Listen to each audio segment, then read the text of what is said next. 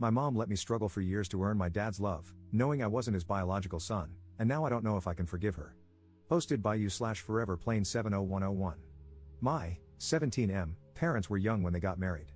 My mother, 38F, is a stay-at-home mom and works part-time, while my dad, 40M, is a software developer.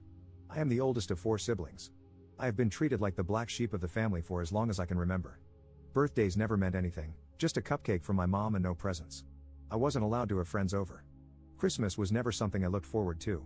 At most, I would get some socks while I watched my dad, aunts, uncles, and grandparents give my siblings gifts, new bikes, the latest fashionable clothes, phones, game consoles, games, you name it, they got it. The same went for their birthdays, big parties where their friends and family would show up and shower them with gifts. I was never allowed on family trips or vacations. I was left behind to stay with my grandparents, who were strict about everything I did. Sometimes, they would even call someone else to pick me up when I was supposed to stay with them. My mom got a part-time job when I was 13, and sometimes she would ask if we could just spend the day together while my dad and siblings were out, even if it was just to get ice cream. When I was home, I mostly stayed in my room and studied. It didn't matter how well I did in school or sports, my dad showed no interest. I was able to earn some money by tutoring, and I eventually managed to get a part-time job at a food court and a grocery store, which meant I spent less time at home. Over the years, my mental health got worse and worse because I was trying to maintain good grades, perform well in sports, and work 2 part-time jobs. My mom helped me find a therapist, who has been a great help. Yesterday, I came home from work late, tired, and just wanting to go to bed. I opened the door to hear my mom arguing with my dad and aunt in the living room. I could hear my aunt saying that I should be more grateful toward my dad. Then they saw me standing in the doorway and stopped talking. My mom and dad looked like they had seen a ghost, while my aunt announced, "And in comes the bastard." I was shocked to hear her say that. I knew she didn't like me and mostly ignored me when we were in the same room, but I got angry and just asked her to repeat what she had said. My dad quickly stopped her, but no, I wanted to know what I should be grateful for. So I asked what was going on. No one said anything for a while, so I asked again, grateful for what? Being ignored, neglected, abandoned, while my siblings are spoiled and get to play happy family with dad? As soon as I said dad, my aunt shouted that I was not his son. I was shocked by what she said, and I asked my dad if it was true. He looked at me and just said, "I'm sorry." I didn't know what to say. I looked at my mom, and she said nothing. I went to my room and just started crying. Later, my mom found me on the floor, shaking and crying. She helped me up and stayed with me until I fell asleep. I woke up this morning and called in sick. I barely left my room today. I just feel like everything I've done to make the man I call dad proud, or just to get him to acknowledge me, has been a waste of my life. I wish I had known years ago. Edit. After I put up this post, I had to get out of the house. I wanted to be alone for a while, and the thoughts of ending things became too hard to ignore. So, I called my best friend, and he picked me up. We went for a drive, and I told him what had happened yesterday. He just listened while I cried and told him everything. He already knew my father was like this, but not the extended family. I had never seen him so angry before. He had to pull over to calm himself down. I showed him the post, and he was silent for a while. After a few minutes, he told me that no matter what, I was his best friend, and he asked if it would be okay for him to maybe talk to his parents about me staying at his place for some time. I said yes. He dropped me off at home, and we got out of the car and talked for a bit. Before he left, he gave me a hug and said that whenever I felt alone, I should give him a call. When I entered the house, I ignored everyone. First, I would like to thank everyone for your comments. Though I have not responded, I have read through all of them. They have not only been helpful in helping me see things differently, but they have also encouraged me to stay strong until I can move out. You are right, this man is not my dad or father, and I will no longer see him as such. I will try to get some answers about why I am being abused, why no one told me anything all these years, and most importantly, who my real biological father is. Is he alive? Does he know I exist? To clarify one thing, I have no idea who anyone on my mother's side of the family is, and therefore, there is no contact with them. My 18th birthday is at the end of the summer, and I plan to move out that day, or even sooner, if I have the opportunity to do so. Commenter. So sorry to hear that. I can't imagine what you've been through or are going through. You do seem like a good kid, your whole life is ahead of you, and I'm sure good things await. You'll come out of this stronger and wiser. Didn't your mother and her husband say anything to you after you got home? Didn't they try to stop you from going to your friend or at least talk to you about this? Ops response. When I left, I didn't say anything. I just texted my mom that I was out and would be back later. When I got home, my mom tried to say something, but I ignored it and went to my room. She came to check on me later and asked if I'd like to come down for dinner, but I declined and said I wasn't hungry. She stayed for a while and tried to get me to open up. I just asked why she never told me that he wasn't my father. She didn't answer the question and just said how sorry she was that I had to find out this way, And then she left. Update 4 days later. So, a lot has happened in these past few days, and I am conflicted about many things right now. However, I am hopeful that I can start to heal mentally. Also, sorry for the long post. On Thursday, before I left for work at the grocery store, my father, whom I will refer to as K, called out to me. I responded by saying, yes, his first name. He looked confused because I have always called him Dad before. After a bit of silence, I bluntly asked, what? He didn't respond and just told me it was nothing, so I went to catch the bus. When I got home late in the evening, my mom wanted to know why I called K by his first name. I told her that he never treated me as anything close to a son, so why should I call him Dad anymore? She had no answer, but she told me he was hurt by it. I wanted to scream when she said that. Yesterday, I had an appointment with my therapist, and I cannot put into words how much she has helped me over the years. Later, my best friend called to let me know that I could stay with them if I wanted. This morning, when I woke up, my mom was already awake and making breakfast. I asked her if we could talk alone today, as it was important. She agreed to talk after breakfast because Kay had to leave for work shortly after. After Kay left, she told my siblings not to enter the kitchen for a while. I am paraphrasing a bit because it was a long conversation. We sat down, and I found it hard to get the words out at first. But I told my mom that I couldn't get over the way I've been treated and neglected by Kay and his side of the family for all these years, and I needed to know why she allowed it. At first, she tried to dodge the question and gave me the same answers as always. But I didn't give in and told her that this was important to me. Again, she tried to dodge it, so I told her that I couldn't do this anymore. I was going to pack up some of my things and move out, and until she was ready to tell me the things I needed to hear, we would not be on speaking terms. She started to tear up and just kept saying, "I'm so sorry," over and over. It hurt me in that moment to see my mom cry, but I tried my hardest to keep my emotions in and asked her again, why? After some time, when she calmed down, she told me what happened. When she was 20 and in university, she had a boyfriend whom she had been with for 3 years. They shared an apartment along with his best friend. One night, they went out clubbing and got into an argument because she wanted to stay, but her boyfriend wanted to go home. He left, and both she and his best friend were really drunk. That night, she cheated on her boyfriend with his best friend at the club. The next day, she woke up and realized what she had done. After a few days, she and the best friend confessed to the affair, and her boyfriend broke up with her. Her ex contacted her parents and told them what she had done. Her parents were furious and told her she was not welcome back home, cutting off all financial support. She had to move out, lost a lot of friends, and had nowhere to stay. She ended up living in her car for a while. When she found out she was pregnant, she didn't know what to do. She went back to the apartment to find that her ex and his best friend no longer lived there. She tried calling and texting them, but they didn't pick up or respond to her messages. She eventually got a job at a cafe, where she met Kay. He was a regular customer, and they got to know each other. Kay asked her out, and even though she told him she was pregnant, he didn't care at the time. However, Kay's parents were not happy that their son was dating a pregnant woman and a cheater and threatened to cut him out of their lives. Kay got scared and was going to break up with her, but she begged him not to and promised to be the perfect wife and have his kids. They made plans to get married soon after I was born. Kay never showed any interest in me when I was born, but my mom lived with the hope that one day he would. After hearing all of this, I didn't know what to say for a while. After thinking for a moment, I asked if she had ever tried to contact my possible biological father. She said no, but based on the timeline, her affair partner was most likely my biological father, though she couldn't be 100% sure. I asked if she had ever tried to reconnect with her family. She said she tried when she was about to get married, but her parents, siblings, aunts, and uncles didn't want to see her, so she gave up. I asked her why Kay was hurt by me calling him by his first name. She told me he had been seeing a therapist for the last 2 years because he had been suffering from depression and guilt. This surprised me. She said it started when I was 15. I had come home after a handball game, where we won, and I was awarded man of the match. I was so happy and excited to tell them about it. My mom was, of course, happy for me, but Kay just told me to put the award with the others in my room. I started crying in front of him and asked why he hated me. He didn't reply, so I went to my room and cried all night. After that, Kay felt a sadness that wouldn't go away, it only grew.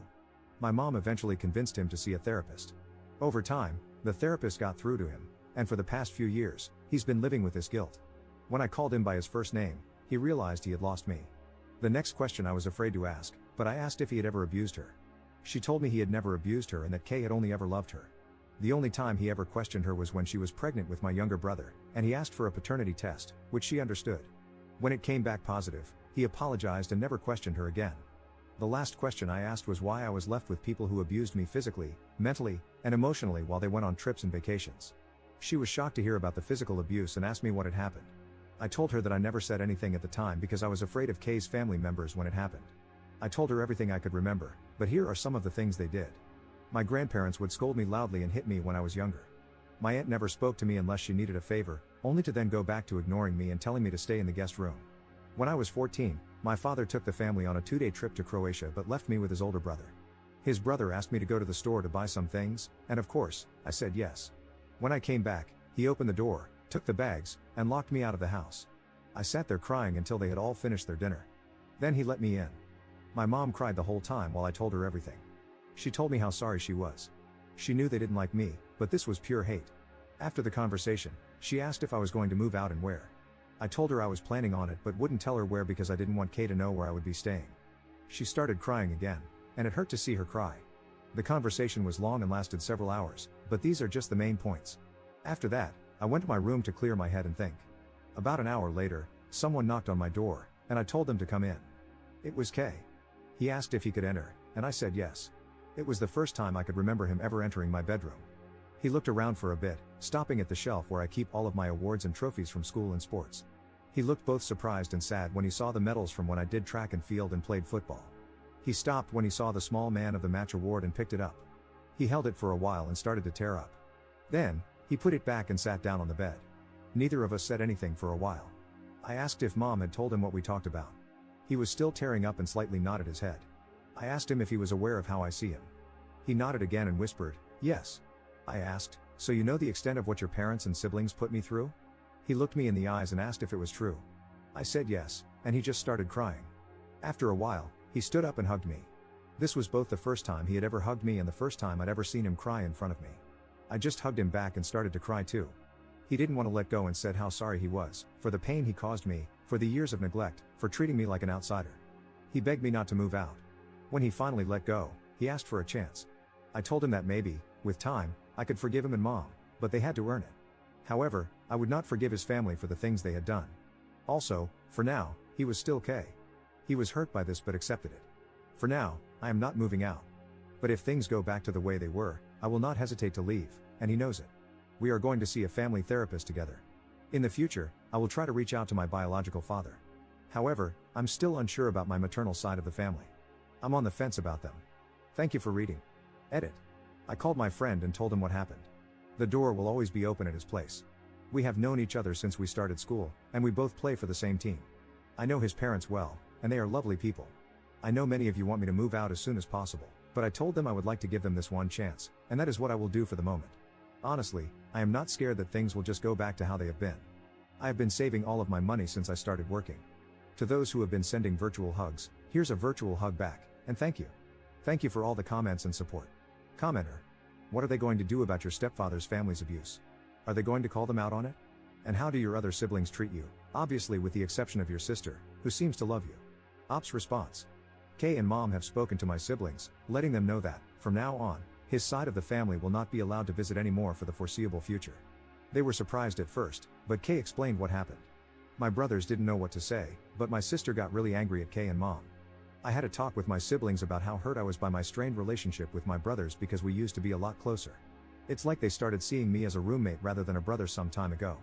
My sister has always wanted to spend time together and gets really upset if she misses my games. I let them know that I didn't care if they saw his family outside the house. However, my brothers told me they would rather try to fix our relationship. Second update 1 week later. Firstly, I would like to thank all of you who have messaged me on the last post and privately. I want you to know that I am safe and staying at my friend's house. They are willing to let me stay with them long term. These messages have not only opened my eyes but also helped me see my mom and Kay for the people they truly are. Neither of them loves me or cares about me. I have had people sharing their stories of childhood abuse and neglect and how they managed to get out. Every time I have tried to talk to my mom and Kay about the abuse, or asked my mom how she could happily leave me behind and do nothing about it, they have tried to avoid the questions, love bomb me, and say that things will change. What really got to me was a message I received this morning asking how my mom never noticed any bruises when they picked me up after trips and vacations. That sealed the deal for me. There is no way someone who is supposedly supposed to care for you wouldn't notice. This morning, I got ready to leave and packed up my things. It wasn't much that I was taking with me. When I was ready, I called my friend and asked him to pick me up when he could and to call me when he was outside. When my friend called me, I moved my things out. I let my mom and Kay know that I would be moving out. They did not take it well and started begging me to stay. I told them that I couldn't stay because it was clear to me that they didn't care about me. Kay got defensive and tried to say that this was my home and I should not leave. I asked him why, after 2 years of therapy, he has remained the same. How come, even though I tried my best, I was still treated like an outsider? He didn't say anything. I asked my mom why she let this go on for years without doing anything to stop it.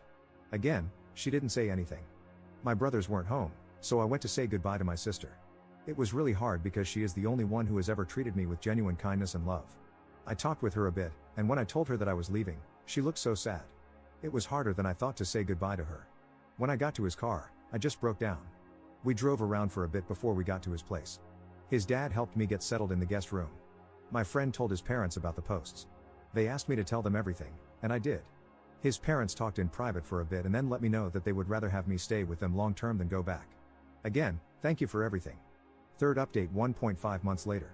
Just want to give an update on how I'm doing ever since I left. My best friend and his family have been nothing but wonderful. They have taken me in as their own and shown me nothing but love, kindness, and understanding. I appreciate everything they have done to make me feel safe and loved. I have met with my mom and siblings on a few occasions, but never at my old home or at my friend's house. I have made it clear that I will never step foot inside there again, and it took my mom some time to realize that. She stopped asking me to come back after I ignored her for a few weeks. I have switched therapists because I felt like I needed a fresh start in dealing with all of this. And yes, therapists are mandatory reporters in my country. I learned that after my first appointment, when the therapist contacted the police and reported my old one. Kay and some of his extended family have tried to reach out via texts. Some have offered their apologies, while others just sent insults. It's not hard to figure out why. Those have been blocked. To those who apologized, Kay's parents, brother, and his family, I replied with a simple, I accept your apology, but I do not forgive you. That may never happen, and it will be on my terms. For the foreseeable future, do not contact me again. What happens next, I do not know. I am just going to focus on school, my mental health, and getting a driver's license. Thank you for everything. I truly appreciate every one of you, and big hugs to you all. Commenter. Bro, let's be honest, you need to keep your distance from your mom. I mean, she knew what they did to you and never tried to stop it. She's a selfish woman who chose her life over her son. Ops response. The only reason I am in contact with my mom is that I can't meet my siblings without her. When I turn 18, I will become financially independent, and I can block her from interfering with my accounts. She has never done that in the past, but I don't want to take any chances. Commenter. I'm surprised that Kay's brother and his parents apologized. Ops response. I made a police report the day after I moved, and my new therapist also reported them. So, I think it's just an attempt to save face.